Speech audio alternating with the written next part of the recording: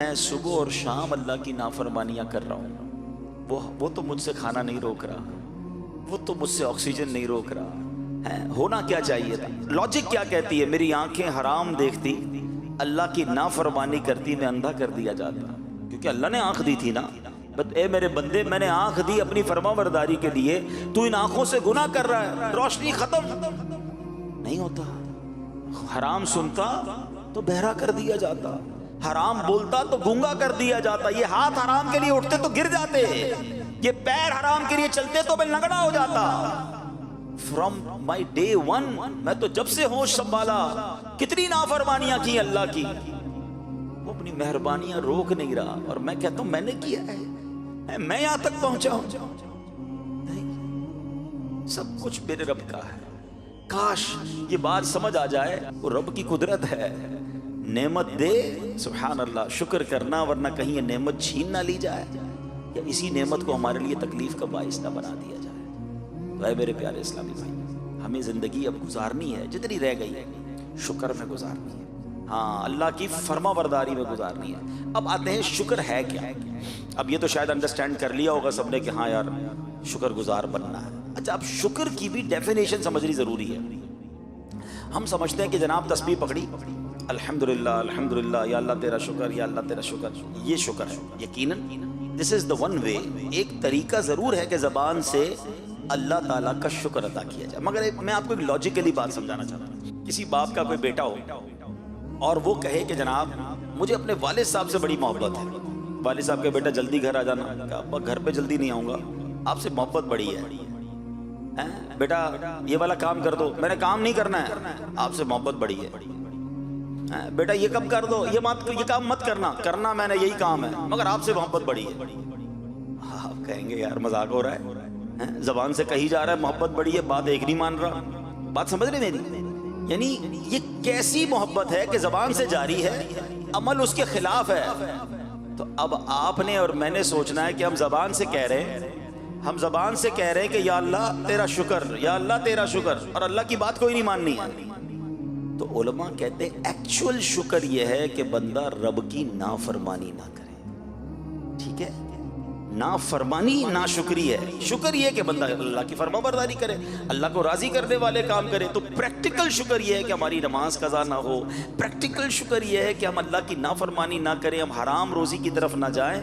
تو جو پریکٹیکل فرما بردار بن جاتا ہے نا اللہ کا، ایکچول شکر گزار بھی وہی ہوتا ہے، یا اللہ تیری مہربانی، تو نے اتنا عطا کیا۔ ہمیں رب کا نافرمان نہیں بننا ہے، نافرمانی کریں گے تو پھر ایسا نہ ہو کہ ہم جو ہے وہ اپنی نعمتوں کو خود کھو دیں۔ اچھا، ایسا بہت جگہ پر ہوتا ہے۔ ایک اور میں بات، میرے دل کا درد ہے، ہمارے ساتھ شیطان نے پتہ ایک اور کام کیا کیا ہے۔ ویسے تو پوری لائف ہمیں شکر گزار بننا چاہیے، مگر وین ایور ہمیں کوئی خاص نعمت ملتی ہے نا، تب تو زیادہ شکر کرنا چاہیے نا۔ لیکن شیطان نے ہمارے ساتھ گیم یہ کی ہے کہ whenever we try to celebrate something, جب بھی زندگی میں سیلیبریشن کی نام آتی ہے نا، تو دماغ کے کسی کونے میں شیطان نے یہ بٹھا دیا کہ سیلیبریشن کا نام ہی اللہ کی نافرمانی ہے۔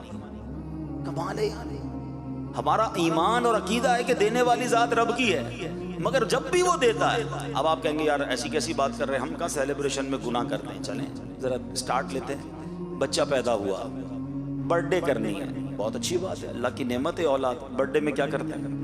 کھاما کھائیں بھائی، کون کہتا ہے کیک نہ کھائیں، کون کہتا ہے آپ دوستوں کو دعوت نہ کریں، جائز طریقے سے کر لیں بھائی، اس میں گانے باجے میوزک ڈال کر اللہ کی نافرمانی، بچے کی خوشی میں بھی رب کو ناراض کر رہے ہیں۔ یہی بچہ بڑا ہو گیا، اب شادی کرنی ہے، سچ بتاؤ شادی میں کون سا گناہ ہے جو ہم نہیں کرتے، کون سی نافرمانی ہے جو ہم نہیں کرتے ہیں، اور اس نافرمانی کی وجہ سے ہم رب کو ناراض، حالانکہ کتنی بڑی نعمت ہے شادی۔ اب آپ بتائیں نا، پھر ہم کہتے ہیں یار ہزاروں لاکھوں روپے خرچ کیے مگر شادی کے بعد خوشی نہیں مل رہی ہے، جناب اولاد نہیں ہو رہی ہے، میاں بیوی میں پیار نہیں ہے۔ آپ سوچیں آپ نے اس خوشی میں رب کو ناراض کتنا کیا ہے۔ یہ خوشی میں تو صدقے بڑھانے چاہیے تھے نا۔ ہمارے ایک بہت اچھے دوست ہیں، رشتہ دار بھی ہمارے، بہت اللہ نے مال دیا ان کو، ان کے بچوں کی شادی میں ایک بار جانا ہوا تو بڑا نارمل سا فنکشن تھا، بڑی نارمل سی دعوت تھی، اور ایک ہی دعوت کی انہوں نے، وہ لمبی لسٹ بھی نہیں تھی دعوت کی۔ کسی نے پوچھا کہ آپ اتنا خرچ نہیں کیا اپنے بچے کی شادی پر، آپ تو کروڑوں روپے خرچ کر سکتے ہیں۔ کہتا ہاں میں کروڑوں کر سکتا ہوں، مگر میں نے سوچا کہ میں کروڑوں روپے اپنی بچوں کی شادی پر غلط کاموں پہ لگا دوں. اب میرا فارمولہ یہ ہے کہ میں اپنے ہر بچے کی شادی میں 2 غریب بچوں کی شادیاں کراتا ہوں, اور اس کا فائدہ یہ ہوتا ہے کہ وہ 2 جوڑے جو ہے نا ساری زندگی میرے بچے کے لیے دعا کرتے رہتے ہیں, اللہ اس کو خوشیاں دے دیتا ہے. بھئی خرچ کرنے کے اور بھی تو طریقے ہیں نا, سیلیبریشن کے اور بھی تو انداز ہیں. اصل میں ہم پتہ نہیں کدھر کھو گئے ہیں کہ جب بھی اب نیا کاروبار لیا, کاروبار کی اوپننگ سیریمنی دیکھیں وہ میوزیکل شو ہو رہا ہے. کیوں ہم غلط چیز شامل کر, قرآن خوانی کر لے بھائی. اچھا آپ کو قرآن خوانی نہیں کرنی, دعوت کھلائیں, دعوت تو کھلا لیں, اچھی نیتوں سے کھلائیں گے اس کا بھی ثواب ملے گا. مگر حرام چیز کو کیوں انوالو کرتے ہیں, کیوں اپنے رب کو ناراض کرنے والے ہم کام کرتے ہیں. تو اللہ کرے کہ آج کے اس مختصر سے بیان میں قرآن کے ان 2 واقعات سے ہم یہ سبق حاصل کر لیں. پہلے تو یہ دل میں ہمیں ہر وقت خیال ہونا چاہیے کہ میرا کچھ بھی نہیں ہے, سب کچھ میرے رب کا ہے, اور وہ جب چاہے واپس لے سکتا ہے. جب یہ خیال آ جائے گا نا تو پھر